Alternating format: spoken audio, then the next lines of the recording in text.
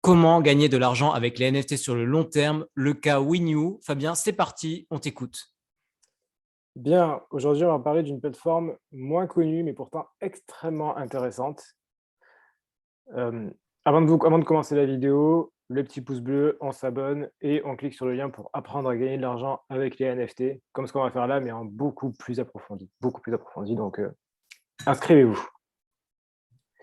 Bien, Winnew, c'est une plateforme qui est très récente, qui est sortie à peu près aux alentours de juin, juillet, quelque chose comme ça, donc vraiment récent. Et qui est, supporté donc notamment par donc tous ces petits partenaires qui sont là, à savoir Time Magazine qui fait des NFT et qui est très reconnu maintenant, notamment avec la sortie de Time NFT là qui était d'ailleurs la sortie qui a le record de la Gazoire, donc ce qui est La même pas gasoire le la plus élevée. ouais. Universal Music Group, donc groupe Universal qui en plus de ça fait des partenariats avec les Bored Ape Yacht Club pour faire de la musique, Warner Music, ceux de là je les connais moins, Wimbledon, le tennis et Faut s'en Open Earth. présenter. Ouais, Open Earth, je sais plus ce que c'est, mais c'est un gros truc. Donc c'est pas n'importe quel partenaire, c'est une grosse plateforme, il y a des gros noms derrière. Donc on n'est quand même pas sur quelque chose de on n'est pas sur un truc amateur, fait à l'arrache ou quoi que ce soit. On est vraiment sur quelque chose de très, très, très solide. Avec des institutions sérieuses, connues et reconnues qui backent un peu le projet derrière, c'est bien ça. Ouais, c'est ça, ouais. Et en plus de ça, en termes de personnes artistes qu'il y a derrière, c'est Beeple. Alors Beeple, pour ceux qui connaissent pas, c'est lui, Mike, Winkelmann, c'est lui. Et Beeple qui a, le 2 records du monde. Le record de la vente la plus élevée en NFT à 69 millions de dollars et le record de la deuxième vente la plus élevée en NFT à 29 millions de dollars. Juste pour information, 69 millions de dollars, c'est pour un seul NFT, c'est même pas une collection, c'est juste une C'est seule un seul, image. c'est un seul NFT. Voilà, donc c'est clairement quelqu'un de très important qui en plus fait des extraordinaires tweets comme celui d'aujourd'hui. Je suis obligé de vous le montrer parce qu'il est quand même fantastique. On va pas le lire parce que ça va se faire censurer, mais. Ouais, exactement. Voilà, parce qu'il porte ses couilles, Beeple. Ah, j'allais dire, faut qu'il nous donne son secret. Un bench press avec autant de poids sur un muscle aussi sensible, ça me paraît un projet ambitieux. Voilà, c'est son projet. Enfin, Beeple, il fait ça de toute façon. Tous les jours, il sort une image qui n'est pas toujours un NFT, qui ne vend pas toujours d'ailleurs. Mais ça fait partie de son c'est Il y a parti de Arnold son derrière, je sais pas s'il voilà, est. 14 ans de Every Days, c'est pas n'importe quoi. Tous les jours une œuvre, hein, chez Beeple depuis 14 ans sans aucune Attends. Et l'image d'Arnold derrière, du coup, je il touche je quelque chose ou il y a un partenaire Schwarzenegger derrière? je sais pas, peut-être, il y a peut-être quelque chose. J'avais pas fait gaffe, mais JP Gar Worthless, No Pain, No GM. GM, c'est Good Morning, c'est un truc qui est beaucoup utilisé dans les NFT, c'est une petite blague courante. Il connaît bien les codes, hein, enfin bon, ça c'est normal. Il est incroyable, Beeple est incroyable. Voilà, et donc cette personne-là qui a fait, juste ne serait-ce qu'il rencontre que les 2 NFT qu'il a vendus, ces 2-là, il a déjà fait plus de 100 millions. Donc c'est pas n'importe qui. Pas tout à fait Et 100 millions pour le coup, 69 plus 29, mais bon, bref, quasiment. ouais, 70 plus 30, à 2 millions près. Hmm. Bref, et du coup, il soutient cette plateforme-là, Winnew, j a priori, il est même co-créé, donc c'est pas n'importe quoi. Alors, en termes de sorties et de drops qu'il y a eu sur Winnew, il y en a pas eu beaucoup. On va faire par ordre chronologique. Donc 1er NFT, Andy Murray, Wimbledon, d'où le Wimbledon qu'on a vu juste avant. C'est le même concept que NBA Top Shot pour ceux qui connaissent. Pour ceux qui ne connaissent pas, c'est des moments qu'on ne va pas montrer parce que c'est la raison pour laquelle on n'a pas pu sortir la vidéo hier, donc on va pas vous le montrer. Il y a des raisons Wimbledon de droit d'auteur qui font que voilà, on peut pas, on va s'arrêter là, mais le cœur y est. voilà, Wimbledon ne sera pas très content, donc on va s'arrêter là. Donc c'est des moments en fait, donc c'est des petites vidéos, de célébration ou de ses meilleurs matchs, ce genre de choses qui ont été donc selon les moments, en réalité ça commence à partir les 2 derniers c'est des physiques, donc c'est un peu différent. Celui-là c'est, d'ailleurs pour le coup celui-là c'est, vous avez, des places VIP pour le prochain Wimbledon et vous pouvez jouer une demi-heure avec Andy Murray au tennis. Donc ce sera Pranksy qui a remporté l'enchère à, je crois que c'était 170 000 $, un truc comme ça. Donc, il va taper la balle avec Andy, c'est ça? Ouais, voilà, donc pendant que Xi va taper la balle avec Andy. Pour des petits kiffs. Non, ce qui est intéressant, c'est surtout les 3 derniers au final. Les éditions, en fait, qui sont des moments de Andy Murray, qui sont vendus donc à l'époque, ça s'est vendu en dollars puisque c'était le début et que c'était pas encore au point. Mais après derrière, c'est envoyé sur, MetaMask, puis sur la blockchain, donc pas de souci, après c'est sur OpenSea. Sur OpenSea, je vais pas le faire parce que j'ai peur de me faire, copyright. Sur OpenSea, vous avez juste à taper WINU, W-E, enfin comme ça, les 5 premières lettres, ou ce qui est marqué là, W-E-N-E-W, et vous allez trouver, Andy Murray. Donc ça s'est vendu entre 50 $ pour celui-là, je crois que c'était autour de, je crois que c'était 50, 100, 200, et après, bon, là, beaucoup, beaucoup plus cher. Aujourd'hui, c'est pas encore très, très connu. Il n'y a pas eu un engouement de ouf, il n'y a pas eu de hype, donc ce qui fait que c'est pas très cher. Alors que ça a été sold out en moins de 5 minutes, pendant la sortie. Aujourd'hui, c'est pas encore très cher. On y a regardé tout à l'heure, c'était autour de 0,025, ce qui fait quand même plus, mais ce qui fait pas non plus, un montant démesuré. On est autour de 150 $, je pense, comme ça. Après, si vous payez les gaz, vous allez rajouter 100 $ de plus, mais ça reste des montants qui sont assez faibles par rapport, au point de vue historique. Si on regarde du point de vue historique, c'est les premiers NFT dans le tennis. C'est fait par quelqu'un qui est quand même pas n'importe qui. Andy Murray, il est quand même plutôt connu. Donc, on sait que les NFT historiques, ils ont beaucoup plus de valeur que les autres. C'est comme ça pour les CryptoPunks, c'est comme ça pour les Mooncats, c'est comme ça pour, enfin, pour près n'importe quelle collection, en fait. Si c'est historique, c'est beaucoup plus intéressant. Parce que là, en sachant que Wawrinka va sortir sa collection, j'ai vu passer sur Instagram, il sera pas le premier. Donc vu qu'il sera pas le premier, il aura pas ce côté historique, il aura pas ce côté, c'est le premier. Genesis, un petit peu, c'est Ouais, ça? voilà, Genesis, exactement. C'est le terme qui est utilisé dans le milieu de Genesis.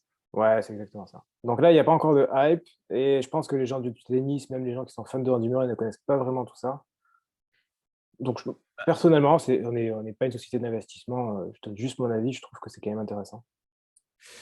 C'est très possible parce qu'au final, j'avais lu un truc comme quoi le fan moyen de tennis, il a 50 ou 60 ans. Donc en gros, c'est globalement, sans mépris aucun, c'est globalement trop âgé pour s'intéresser aux NFT en moyenne. Donc forcément, il y a peu de chances que les univers des fans de tennis et les univers des initiés NFT concordent pour le moment. Et donc le jour où ça viendra, le jour où ces astres vont s'aligner, il y aura potentiellement une explosion du prix, c'est bien ça? Ouais, c'est ça, sachant que c'est quand même compliqué, il faut MetaMask, il faut aller sur OpenSea. Heu, Quand je vois Roland Garros, c'est même pas les gens qui achètent les places, c'est des agents qui achètent les places pour eux. Donc je vois mal un mec qui va aller pouvoir mettre son MetaMask, aller sur OpenSea, c'est impossible, j'y crois pas du tout. Donc Ok. en fait, ça peut cartonner le jour où c'est facile ou le jour où il y a un agent qui le fait à sa place ou des choses comme ça. Ok, et si un joueur de tennis très connu, encore plus connu, disons Federer, lance sa collection de NFT, le fait que Federer, c'est le Lionel Messi du tennis, est-ce que ça va prendre le pas sur le truc d'Andy Murray, ou alors est-ce qu'Andy Murray, en étant Genesis, aura toujours la primauté sur Federer? Tu vois ce que je veux dire? Ouais, je pense qu'en étant Genesis, Andy Murray va largement augmenter en valeur grâce à Federer, parce que Genesis. Donc il va piggyback sur Federer, c'est ça? Il va, Ouais, il va utiliser le fait que d'autres joueurs s'y mettent pour dire que moi, j'ai à jamais les premiers, comme l'OM avec la Ligue des Champions. ouais, c'est ça. C'est exactement ça. C'est à jamais le premier. Ça peut pas se changer, ça, en fait. Et vu qu'on le voit sur la blockchain que c'est le premier qui a été émis en premier, ça peut pas s'effacer et donc forcément, ça se verra. Donc, Intéressant. Ok. extrêmement intéressant, Andy Murray.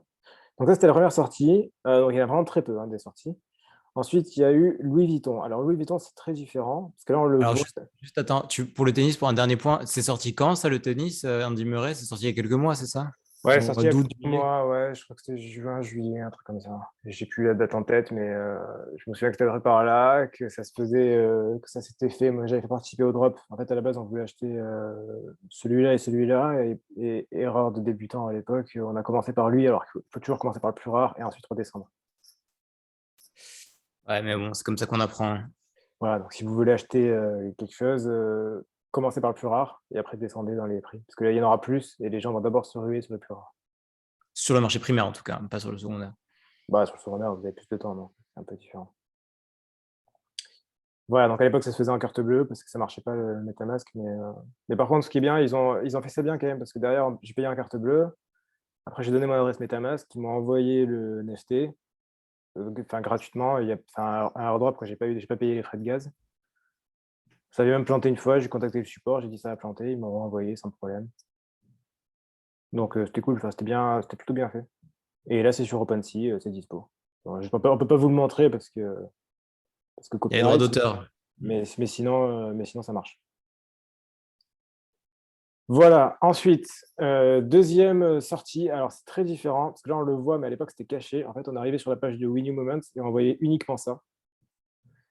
Parce que Louis Vuitton a sorti un jeu mobile. Oui, vous avez bien entendu, un jeu mobile qui s'appelait Louis the Game.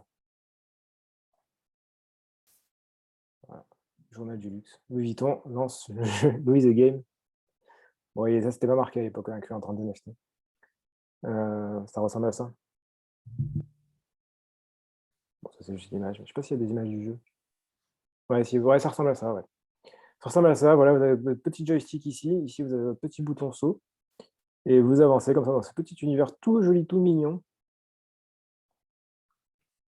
Voilà, ça ressemble à ça. Franchement, c'est tout joli. C'est pas très maniable, c'est pas incroyable, mais c'est sympa, ça se joue bien. Et en fait, vous avez récupéré des petits tickets Louis Vuitton comme ça sur la route. Au début, c'est facile, après, enfin, c'est vraiment un jeu d'exploration, donc il faut vraiment aller chercher, ça se fait pas comme ça. Et en fait, parfois, il y a un moment donné, il y a un ticket, c'est pas n'importe quel ticket, c'est le ticket doré. Et là, vous dites: «Waouh, j'ai eu le ticket doré, qu'est-ce que c'est le ticket doré?» Et en fait, le ticket doré, il vous amenait vers une URL secrète qui s'appelait winimoment/Louis Vuitton. C'est comme dans Charlie et la chocolaterie avec le ticket doré. Exactement. Et là, voilà, on a une autre page, bon, qui à l'époque était, parce qu'on savait pas qu'il y avait Louis Vuitton à l'époque, c'était vraiment caché, caché. Bon, en réalité, j'avais récupéré un tweet au tout début qui fait que je l'ai eu je l'ai su avant de jouer au jeu, mais bon, ça, c'est parce que, je suis extrêmement actif dans les NFT. Et donc, vous mettez votre mail et en fait, vous pouviez participer à un tirage au sort pour gagner 3 fois, enfin, du coup, un NFT de Louis Vuitton. Il y en avait 30 différents, divisés en 3, donc c'est 10 de lui et 10 du dernier. Le dernier ayant sûrement beaucoup plus de valeur puisque c'est Louis Vuitton X Beeple. Donc, de loin le plus intéressant, j'imagine. On ne sait pas ce que ça vaut encore aujourd'hui puisque ça ne sortira qu'en janvier 2022. Mais Louis Vuitton, quoi. Louis Vuitton, en termes de marque de luxe, on est quand même sur le haut du panier, sur le très haut du panier. En fait, dans l'ensemble, il faut se dire Le très que haut de la valise. ouais, le très haut de la valise. Dans l'ensemble, il faut se dire que Louis Vuitton, c'est, Bernard Arnault, c'est LVMH et LVMH se lançait, clairement, beaucoup dans les NFT, parce qu'il y a Dom Pérignon. Dom Pérignon, je pense que c'est également LVMH. Oui, c'est LVMH, hein. Ah, je vais vérifier ça. Alors, on n'est pas sûr, mais à vérifier. Pour moi, c'est LVMH aussi, hein. Ok. Et enfin, en tout cas, il y a toutes les marques de luxe de LVMH qui vont commencer à se lancer dans les NFT. Ça me semble assez cohérent. Ça marche bien avec les NFT, le luxe, ça marche bien ensemble. C'est un bon élément puisque ça permet d'avoir des tickets exclusifs, ça permet de se rapprocher de la marque, ça permet de les marques de luxe jouent beaucoup sur le fait que si vous avez ce NFT, vous avez l'opportunité de pouvoir payer un sac encore plus une fortune et ainsi de suite. Donc ça marche très bien en fait et Bernard Arnault, il est pas milliardaire et 1re fortune mondiale pour rien. Donc il a compris certaines choses. Premier, ça dépend des fois. Mais oui, alors oui, Dom Pérignon, ça fait bien partie du groupe LVMH, en effet. Ouais, ça m'étonne pas. Donc voilà, donc clairement, Louis Vuitton est très en avance sur les NFT. Enfin, tout ce qui est LVMH en fait, hein, très en avance. On ne sait pas ce que ça va donner, mais ça va très sûrement être très, très cher, hein. Enfin, je vois mal partir, pas cher. Le seul moment où ça peut être entre guillemets «pas trop cher», c'est au tout début à la sortie en janvier 2022, puisque c'est le moment où le prix de marché va s'ajuster. Il Le y en a prix de certains marché qui va se quoi? va s'ajuster, il y en a certains qui vont Ok. vouloir revendre tout de suite. Ce sera le moment d'acheter aux mains faibles, c'est ça? Ouais, c'est ça, ouais. Là, ça peut être intéressant, donc pourquoi pas, mais avant, après je pense que ça va coûter une fortune. Si on regarde les NFT de Twitter, alors qu'il y en a beaucoup plus, parce que Twitter a leur sorti des NFT. Ça, je peux vous le montrer, ça, c'est pas copyright, ça. Ah oui, j'ai changé mon fond OpenSea, je l'ai mis en version nuit. Je trouvais ça sympa. Voilà, donc si vous regardez Twitter, il y en avait quand même beaucoup plus, hein. Il y en avait, c'était 7 NFT et c'est des éditions de 140. Donc il y en a pas un seul, il y en a 140 différents. Enfin 140 fois les mêmes, je veux dire, c'est 7 différents, mais 7 fois 140. 140 parce que 140 caractères, Twitter, tout ça, c'est normal. Et ça vaut une petite fortune, 48 Ethers, 2800 Ethers de volume tradé, donc clairement ça se vend. Alors que là, il y en a 7 fois 148, ce qui fait beaucoup. Louis Vuitton, il y en a 3 fois 10. Donc ça laisse imaginer les prix que ça peut avoir. Donc, en gros potentiel. Après, rien n'est garanti, mais il y a quelque chose de potentiellement très élevé. Après, ça va pump, pas forcément immédiatement, mais sur la durée. C'est bien ça, d'où le NFT, gagner de l'argent avec les NFT sur le long terme. Ouais, c'est ça, ouais, exactement. En plus de ça, enfin bon, c'est du détail technique, mais ça reste à sa petite importance. Les NFT de Twitter sont sortis sur Rarible, donc sur un contrat qui est pas un vrai contrat, mais qui est un contrat, parce que j'imagine qu'ils n'avaient pas de développeur, qui est un contrat pas ouf en fait. C'est un contrat, c'est un contrat pas fait Techniquement, pas par, abouti, c'est ça? ouais, techniquement pas abouti, tandis que WinU, c'est beaucoup plus propre. Donc les NFT de Louis Vuitton seront très certainement sur un contrat propre à Louis Vuitton. Ce qui paraît con, mais ce qui a son importance. Déjà, même pour Andy Murray, ils avaient clairement, en fait, Andy Murray a affiché son wallet MetaMask sur Twitter. Ça ne l'est plus aujourd'hui, mais il l'avait affiché pour montrer que c'était bien la même provenance. Et pour être sûr que ça provienne bien de la même chose. Ce qui est un problème, par exemple, si on va sur Nifty Gateway, pour ceux qui connaissent, qui est une grosse plateforme NFT, et bien les NFT qui sont achetés sur Nifty Gateway, la provenance, c'est pas l'artiste, c'est Nifty Gateway. Ce qui peut être un problème pour le long terme, justement. Par exemple, les NFT de Beeple, parce que justement on parlait de Beeple, les NFT de Beeple de Nifty Gateway ont, en provenance, ils ont Nifty Gateway, ils n'ont pas Beeple. Et voilà, le token ID, c'est clairement pas possible qu'il n'a pas fait autant d'œuvres. Donc le token ID, ça veut dire que le nombre d'œuvres, ça c'est le nombre d'œuvres qui correspond à l'ensemble de Nifty Gateway et pas au contrat de Beeple spécifique. C'est pour ça que garder ces œuvres-là, même s'ils valent très cher, ces œuvres-là de personnes connues, ça paraît être des détails, mais sur le très long terme, donc là on n'est plus sur de l'année prochaine, mais vraiment sur du 10 ans, 15 ans, bah c'est important de regarder. Je m'égare un peu, mais ça reste des choses importantes. Ouais, c'est un petit détail important. Enfin, c'est un hors-sujet qui mérite qu'on s'y arrête. Voilà, donc là, oui, on est beaucoup plus propre. Donc pour l'instant, il y a que ces deux-là qui sont sortis, il n'y en a pas plus. Donc, je résume, Andy Murray, le tennisman, et Louis Vuitton, le maltier de luxe. Voilà, donc on est clairement sur des choses qui sont très intéressantes. En revanche, comme ce qu'ils ont fait sur Louis Vuitton, il y a des suspicions qu'il y ait des liens très forts entre une collection en particulier et, et, et WinU, et Beeple au passage en plus.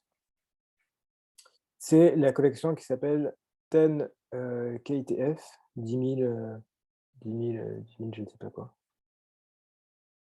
En tout cas, un truc avec 10 000. Voilà, c'est cette collection. Avec Wagmi-san. Wagmi, pour ceux qui ne connaissent pas, c'est extrêmement connu dans le milieu du NFT. Wagmi qui veut dire We all gonna make it. Ça veut dire on va tous faire de la thune, on va tous y arriver. Et là, on est tous ensemble. C'est pour ça. C'est le Wagmi veut dire ça.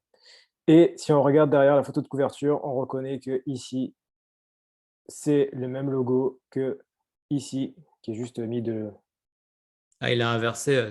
à la verticale, mais au-delà de ça, c'est le même logo.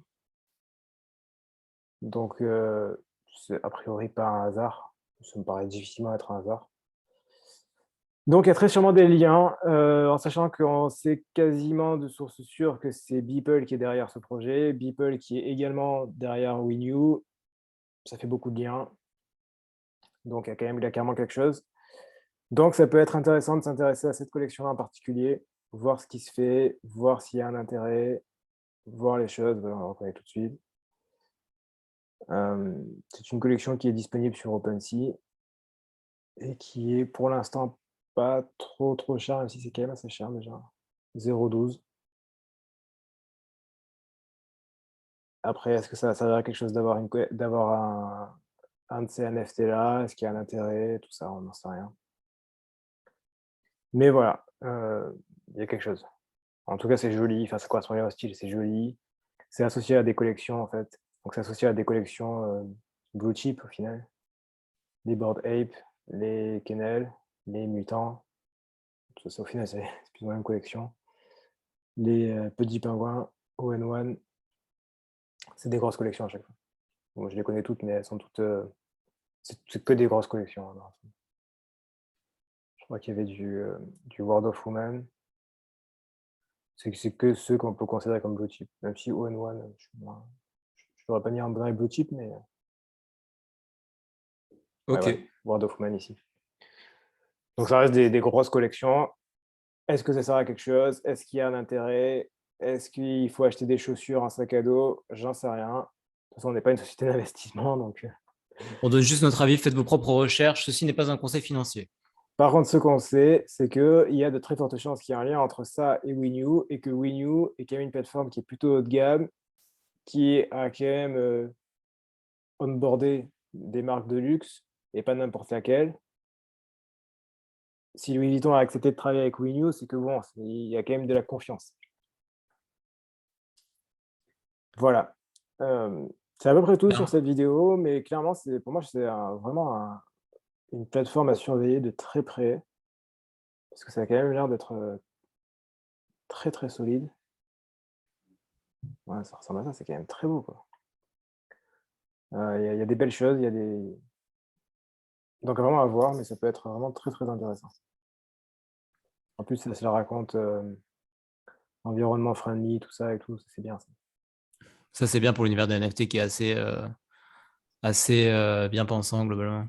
Ouais, alors en fait, faut juste se dire que l'univers des NFT, c'est bien pensant, ça se joue environnement, féministe et tout ça. Ou On antiraciste est et on n'est pas compagnie. là pour se dire: «C'est bien, c'est pas bien», on est là pour se dire: comment voir cette opportunité-là pour faire plus d'argent?»